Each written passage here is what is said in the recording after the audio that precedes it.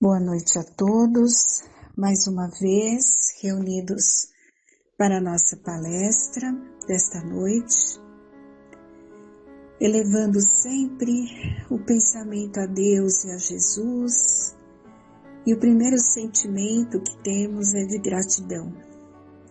Gratidão pelo auxílio que estamos recebendo, pelo amparo que não nos falta.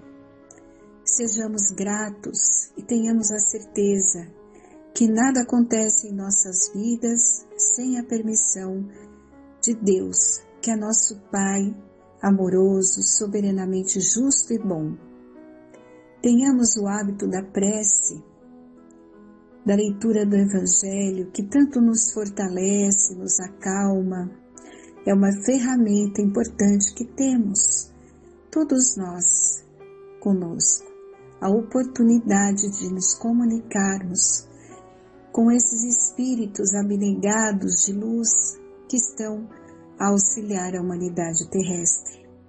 E nesse momento, fica aqui o nosso pedido, Senhor, por todos nós que estamos aqui encarnados, em mais uma oportunidade que Deus nos concedeu, passando pelas dificuldades que sabemos que são alavancas para o nosso progresso. Que Deus nos fortaleça, nos ampare e nos dê força e coragem para seguir a nossa caminhada. Que assim seja. Sempre iniciando com a leitura de um capítulo do Evangelho segundo o Espiritismo por Allan Kardec. Hoje, mais uma vez, vamos ver do capítulo 15, Fora da caridade não há salvação, o trechinho em que fala da caridade segundo São Paulo. Se eu falar as línguas dos homens e dos anjos e não tiver caridade, sou como metal que soa ou como sino que tine. E se eu tiver o dom da profecia e conhecer todos os mistérios, e quanto se pode saber, e se tiver toda a fé, até o ponto de transportar montes, e não tiver caridade, não sou nada. E se eu distribuir todos os meus bens em sustento dos pobres, e se entregar o meu corpo para ser queimado, se todavia não tiver caridade, nada disto me aproveita. A caridade é paciente, é benigna, não é invejosa, não se ensoberbece, não é ambiciosa, não busca os seus próprios interesses, não se irrita, não suspeita o mal. Tudo tolera, tudo crê, tudo espera e tudo sofre. Agora, pois, permanecem a fé, a esperança e a caridade. Essas três virtudes, porém, a maior delas é a caridade. Isso são palavras de Paulo, né? São Paulo compreendeu tão profundamente essa verdade, né? E deixou bem claro que se não tivermos caridade, nada somos. Entre as três virtudes, a fé, a esperança e a caridade, a mais excelente é a caridade. Ele coloca, sem equívoco, a caridade acima da própria fé. Porque a caridade está ao alcance de todos, do ignorante e do sábio, do rico e do pobre, e por quem depende toda a crença particular.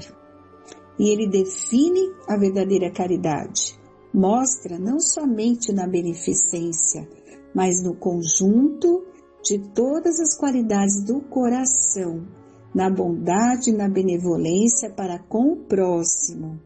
Você vê, ele coloca ali, olha, que a caridade tudo tolera, tudo crê, tudo espera e tudo sofre. Nós temos que lembrar que há dois aspectos, né? A caridade material, onde nós socorremos o irmão que sofre, que passa pelas necessidades, mas também a caridade moral, que é a mais difícil de ser praticada.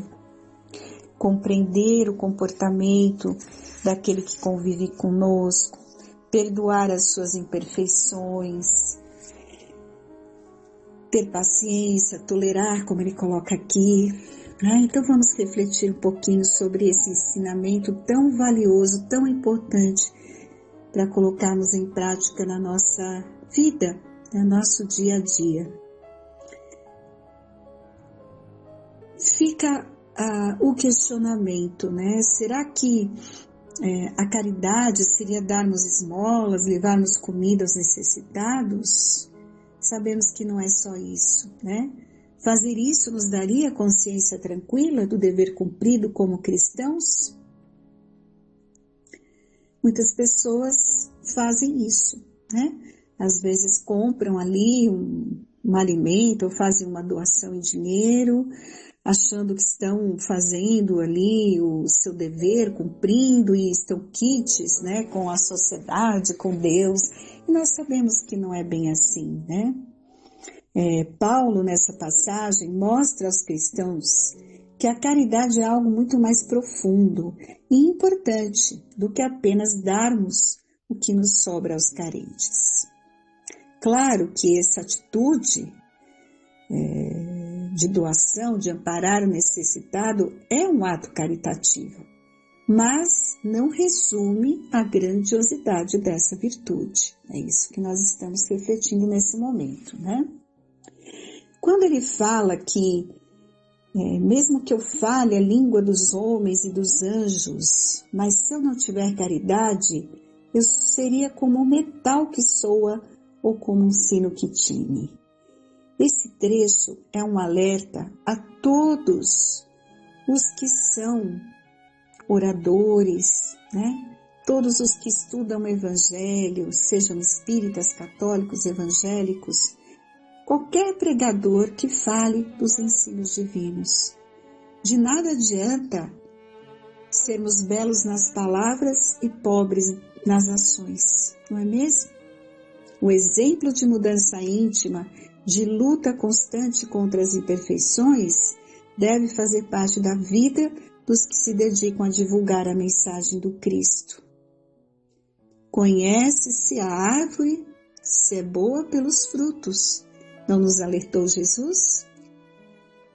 Caso contrário, a palavra será como um sino que tine. Fará muito barulho, chamará atenção, mas não modificará os corações e inteligências a que é direcionada. Então não estamos no trabalho por acaso, não estamos estudando, divulgando a doutrina espírita, no nosso caso, temos que fazê-la com amor e, acima de tudo, falar que tem no nosso coração, colocar em prática, não só nas palavras, mas nos atos, nos exemplos, né? Depois ele coloca que mesmo que eu tivesse o dom da profecia, conhecesse todos os mistérios, que eu tivesse toda a fé, a ponto de transportar os montes, mas se eu não tiver caridade, eu nada sou. Está bem claro assim aqui, né? Por isso que Jesus nos falou que fora da caridade não há salvação. Esse capítulo todo fala sobre isso. Ter conhecimento espiritual não faz do ser um indivíduo caridoso. É Jesus mesmo que se diz agradecido a Deus por haver escondido os mistérios divinos dos sábios e os revelado aos simples de coração, não é? Essa colocação está em Mateus, referindo-se ao sentimento e à fé nos ensinamentos espirituais. A mediunidade, o entendimento das leis do universo, nos dão sim maior responsabilidade frente à vida, e de posse disso, nós temos que nos esforçar por modificar as nossas condutas e buscar a humildade. Então, se temos todo esse conhecimento e somos orgulhosos, estamos errando. A fé não é sinônimo de caridade, pois a fé sem obras é morta, segundo o apóstolo Tiago. Com a afirmativa de que por mais fé que tivermos em Deus, e em nossas próprias forças nada seremos se não tivermos a caridade, Paulo chama a atenção dos religiosos em geral. Muitos de nós acreditamos que a crença inabalável é porta aberta para a ajuda do alto. Mas não é verdade, não é assim que funciona, né? Não é assim que acontece. Se não nos ajudarmos praticando aquilo em que cremos, através de um bom exemplo, qual a vantagem de possuir a fé? Né? Se nós temos todo esse conhecimento e não temos atitudes de acordo com o Evangelho, estamos errando, muito seriamente. E aí Paulo continua, né, dizendo que mesmo que eu distribuísse toda a minha fortuna para o sustento dos pobres, que entregasse o meu corpo para ser queimado, mais uma vez, se eu não tiver caridade no meu coração, nada disso me aproveitaria. Dar esmolas e acabar com a necessidade material do próximo é muito importante, necessário. Mas é preciso alertar as pessoas que tudo depende da intenção. Se fizermos a doação material com o objetivo de aparecermos aos outros, ou então para aliviarmos nossa consciência, estamos nos enganando. Além disso, corremos o risco de ajudar o necessitado e humilhá-lo ao mesmo tempo, né? Que infelizmente nós vemos algumas situações assim. A doação, ela deve ser desinteressada, deve brotar da compreensão da lei de Deus. Realmente sentirmos compaixão por aquele que está passando pela dificuldade e fazer isto com amor. Ajudarmos com o único objetivo e sentimento de amparar e aliviar o sofrimento. Ainda nesse trecho, Paulo instrui de que nada adianta nos autoflagelarmos com o intuito de mostrarmos para que nos vê que somos crentes em Deus. Mais importante do que castigar o corpo com privações e sofrimentos é sufocar as nossas más tendências, verdadeiras mães da nossa infelicidade. Né? Então, qual que é a maior atitude que podemos apresentar à espiritualidade? É o esforço que fazemos para combater as nossas imperfeições. É isso que a espiritualidade espera de nós, né? E aí ele coloca que a caridade é sofredora, é benigna, não é invejosa. O que ele quis dizer com isso? Ele mostrou que a verdadeira caridade traz a resignação, que é o entendimento das dificuldades da vida como obstáculos a serem vencidos, objetivando o nosso progresso espiritual. Ali a bondade para com todos, independente do momento, né? Pois a vingança e o ódio corroem o sentimento, enquanto o perdão enobrece o ser. Diz ainda que a prudência deve fazer parte de quem busca a caridade, pois ser leviano traz consequências inesperadas. E o orgulho do homem pode contribuir para o afastamento de Deus. Então nós temos que estar muito atentos com as nossas atitudes, não é? Em um mundo onde o que mais vale é a satisfação pessoal, mesmo em detrimento da paz alheia, né? Assistimos isso constantemente na vida. A caridade busca decência e fraternidade. Então as pessoas precisam ser levadas a refletir sobre de que adianta levarmos vantagem em tudo se alguém estiver sofrendo com isso. O cristão ele tem que ter essa reflexão o tempo todo. O que eu vou fazer vai prejudicar alguém? Se for, não devemos fazer. Com certeza, essa dor do próximo será revertida em desespero, rancor, violência, que mais cedo ou mais tarde acabará voltando contra nós mesmos. A lei de causa e efeito acontece, nós sabemos que ela existe, não é? Um outro ponto, quando nos irritamos, é a forma de perdermos a razão. Por isso que a paciência, a sensatez fazem parte da caridade, levando o homem a pensar antes de agir. Assim, devemos lembrar que a justiça irá se fazer mais presente em nossa sociedade, né? Libertando todos os seres humanos das mentiras, das intrigas, a verdade prevalecendo. E só a verdade pode nos libertar da nossa ignorância, não é mesmo? Jesus nos falou isso. Conhece a verdade e a verdade nos libertará. Mais para frente ele coloca que tudo sofre, tudo crê, tudo espera e tudo suporta. Então lembremos sempre que tudo tem a sua hora, e saber esperar é o próprio da caridade. Quando o ser amplia sua visão além da vida material, vê no horizonte a luz necessária para manter-se animado e vivo. É o caminho do equilíbrio, proporcionado pela caridade, não é mesmo?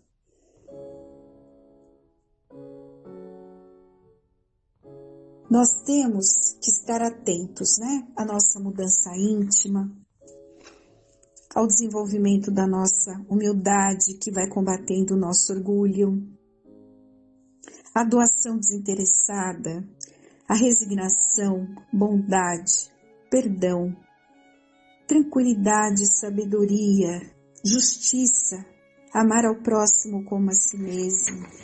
Vejam, são colocações do nosso Mestre Jesus. E o Evangelho está aí o tempo todo nos alertando sobre isso. Então é importante refletirmos sobre essa colocação de Paulo sobre o que é a caridade. Resumindo, é um conjunto de atributos morais e intelectuais que fará do espírito ser dono do seu próprio destino. A fé e a esperança são indispensáveis para uma existência sensata e confiante, e elas são assessoras da caridade, que será o sentimento principal a ser buscado pelo homem de bem, libertando-se do seu egoísmo e caminhando para Deus. Diferente de outras religiões que colocam como essencial para a salvação a frequência exclusiva em suas fileiras, a doutrina espírita mostra que o que interessa é a prática da caridade, seja ela feita em que religião for.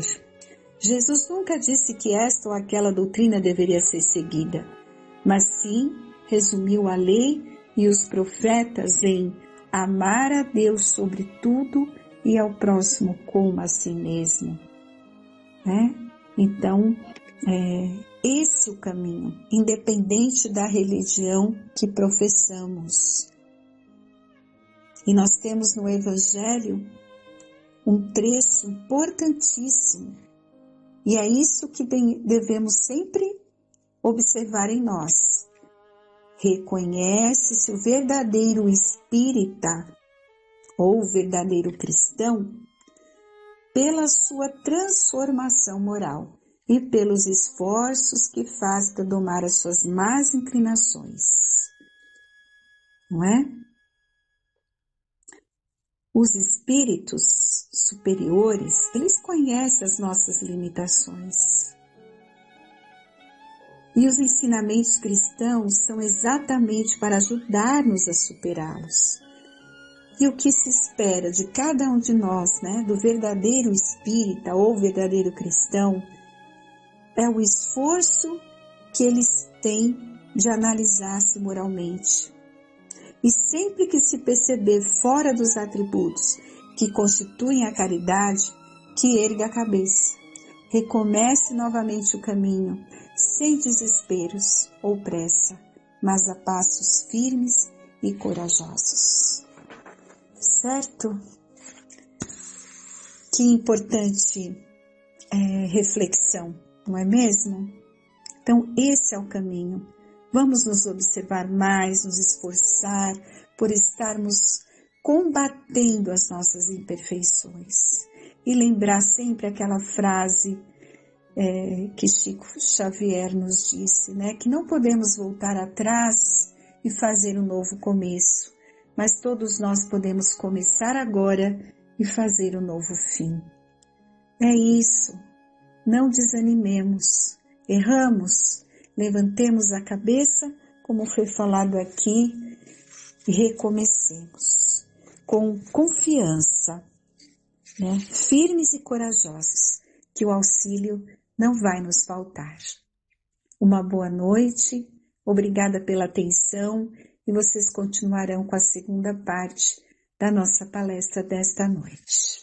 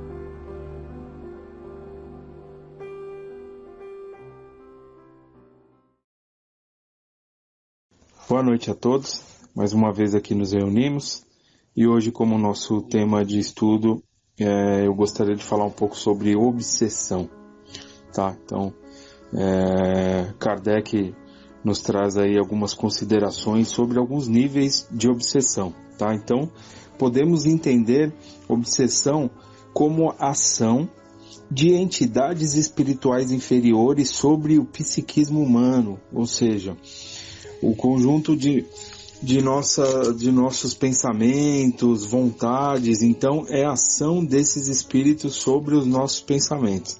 Tá? Por isso que é importante nós nos atentarmos ao que estamos pensando, fazendo, uma reflexão ali do nosso comportamento, das ideias que nós estamos trazendo para o nosso convívio, quem somos, né? Então essa reflexão é muito importante e o Espiritismo trata, né, como um dos pontos principais. A reflexão que a gente deve fazer sobre nossas vidas, os ensinamentos, enfim, o meu cotidiano, como eu estou, quais possibilidades eu tenho de melhorias, de acertos, enfim, qual o trabalho que eu devo fazer na minha vida, na minha caminhada, tá? Então, essa obsessão é a ação desses espíritos em dificuldade sobre os nossos pensamentos, sobre o nosso psiquismo, tá? E ela se divide em 3 partes principais, né? Que no caso é a obsessão simples, a fascinação e a subjugação, tá? Então vamos lá falar um pouco sobre esses 3 pontos dessa obsessão, tá? A obsessão, né, jamais se dá senão por espíritos inferiores, tá? Então sempre parte desse princípio. Os bons espíritos não produzem nenhum constrangimento. Então os bons espíritos, eles não produzem constrangimento. Eles estão interessados em nos auxiliar, tá? Nunca tirando o nosso livre-arbítrio, o direito que nós temos de escolher, né, quais caminhos, enfim, aquilo que nós queremos, tá?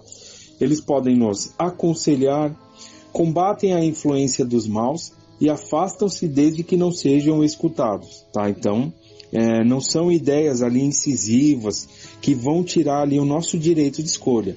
É algo bem sutil, tá?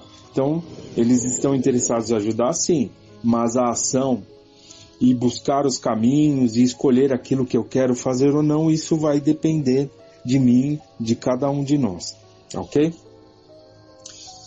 Então, os graus de constrangimento e a natureza dos efeitos que produzem marcam a diferença, tá? Então, elas podem se dar em vários graus ali, várias situações.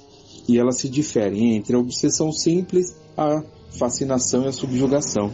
Nós vamos atentar aqui a alguns pontos importantes. Então, a obsessão simples é a ação quase que permanente de um espírito estranho que leva a pessoa a ser solicitada por uma necessidade incessante de agir desta ou daquela maneira, ou fazer isto ou aquilo. Tá? Então, seria aqueles estados de perturbações temporárias. Tá? Aqueles pequenos surtos que a pessoa tem e ao mesmo tempo ela volta e recobra ali a sua consciência, vendo tudo o que aconteceu, aqueles pequenos surtos que todos nós podemos ter, tá? Então, são aquelas ideias infelizes fora do nosso contexto que nos são ali postas, né? Nos são dadas como direito de escolher e vão contra tudo aquilo que nós estamos fazendo ou buscando, tá? Então, podemos ter pequenos surtos, sim, podemos cometer atitudes difíceis e depois retomar o nosso estado de consciência. Aí pedimos desculpas, enfim, buscamos um outro caminho e aí retomamos a nossa caminhada. Temos a nossa linha de raciocínio, mas depois somos novamente levados a todas essas questões. Uma grande discussão, um grande desentendimento, depois nós vamos retomando, tá? Então são aqueles estados temporários de desequilíbrio que atormentam os nossos pensamentos e que é comum a todos nós passar por essas situações, tá? O problema é que isso pode aumentar cada vez mais, tá? Então esses pequenos surtos aí, esses estados de perturbação, eles vão aumentando cada vez mais quando nós não combatemos, ou seja, nós não tentamos mudar aquelas situações, né? Então nós vamos achando que é normal passarmos por isso, é normal termos certas atitudes, tá? E aí é que está o perigo. Então a gente tem que se atentar muito a essa questão, né? Tentar pensar um pouco sobre aquela atitude que eu tomei, enfim, as consequências que essa atitude me trouxe, como eu me senti, enfim, como que o meio que eu estou inserido, né, o que aconteceu, é só através dessas reflexões que nós vamos conseguindo ali mudar, né, buscar enxergar a situação de uma outra forma. E aí quando passarmos por essas situações, porque nós não conseguimos ainda manter esse equilíbrio, né, estarmos ali 100% equilibrados, aí vamos nos recordar, né, de como estivemos depois que tudo aconteceu, para que assim a gente possa aos poucos ir combatendo isso, né, essas pequenas situações, e elas não se tornem ali tão presentes, né, tão constantes na nossa caminhada, tá? Então, são essas pequenas perturbações que todos nós passamos, ok? E agora vamos para a fascinação, tá? Fascinação é uma espécie de ilusão produzida ora pela ação direta de um espírito estranho, ora por seus raciocínios capciosos.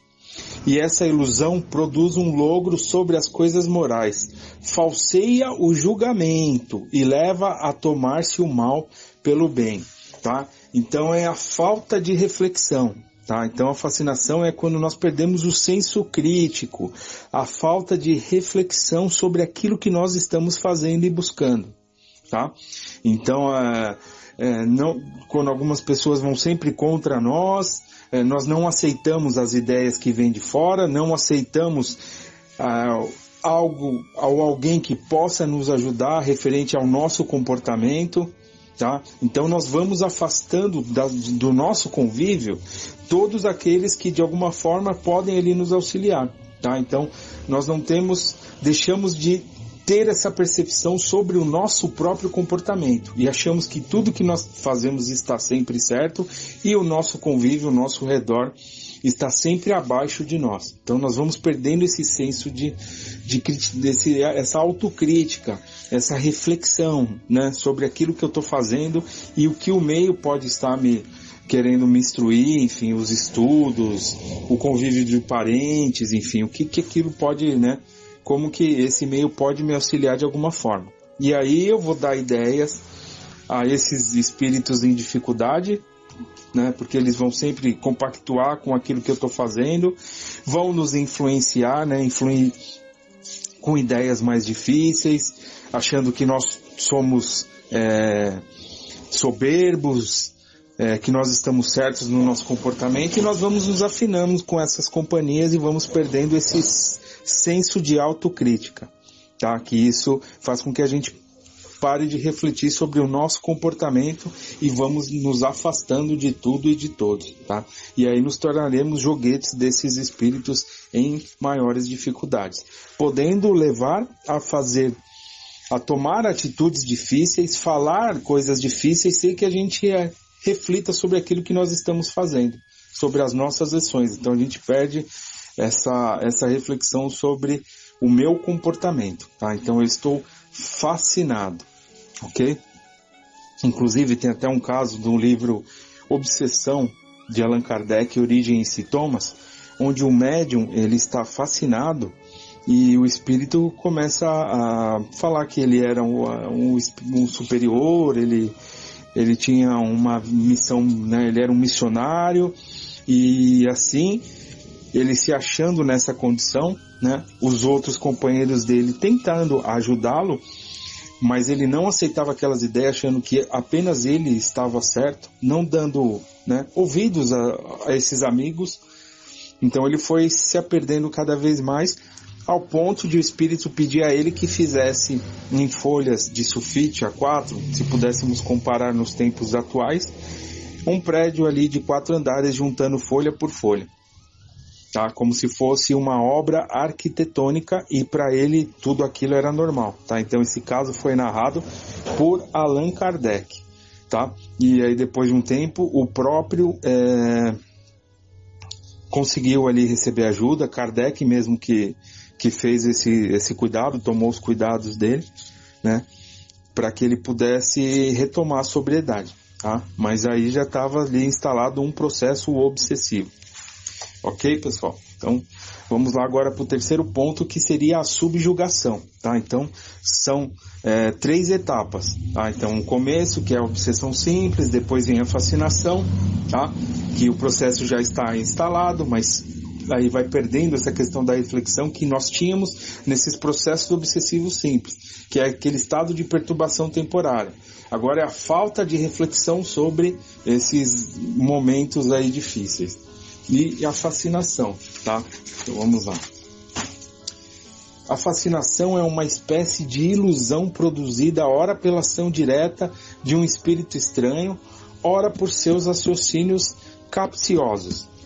E essa ilusão produz um logro sobre as coisas morais, falseia o julgamento e leva a tomar-se o mal pelo bem, tá? Então, já está aí instalado um processo mais forte, um processo obsessivo mais intenso, tá? Onde o que está recebendo ali, o obsediado, ele já tem a perda total da vontade. Então ele perde a vontade de lutar contra tudo, tá? Contra esse processo aí de autocontrole, tá? Em alguns casos, Kardec até cita que, comparado antigamente a processos de possessão, tá? Que pareciam que o espírito se apoderava ali do corpo para tomar, né, o controle da situação, tá? Mas os ensinamentos da doutrina nos dizem que não existe a possessão, né? Que esse controle ele é feito de mente a mente, tá?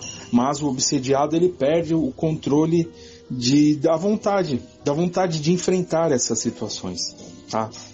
Ele simplesmente se entrega, tá? Ele se entrega, ele toma atitudes difíceis, como ele pode se ajoelhar no meio da rua imitando um animal, tá? Então ele não tem essa força, o espírito tem uma influência maior sobre o obsediado. O que acontece é que depois que ele toma atitudes difíceis, ele se conscientiza daquilo, tá? Para que ele experimente ali aquelas situações de vergonha, né? De dificuldade, e isso acaba fazendo muito mal, tá?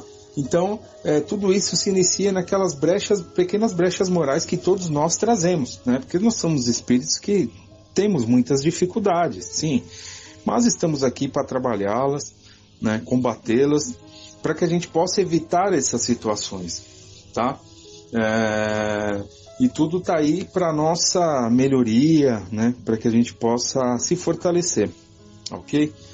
Então esses são aí os 3 processos que podem ali influenciar de uma forma negativa, tá? Que nós devemos nos atentar, mas tudo se inicia na questão do nosso pensamento, tá? Estarmos atentos aos nossos pensamentos, às nossas ações, às nossas atitudes e aquilo que nós podemos fazer para nos melhorarmos, né?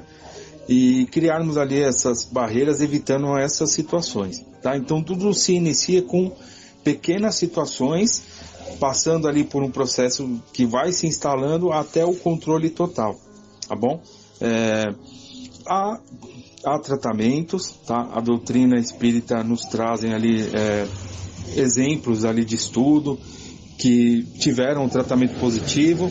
A casa também oferece esse auxílio para todos nós, para que nós possamos aí nos fortalecer na nossa questão espiritual, que é muito importante, tá?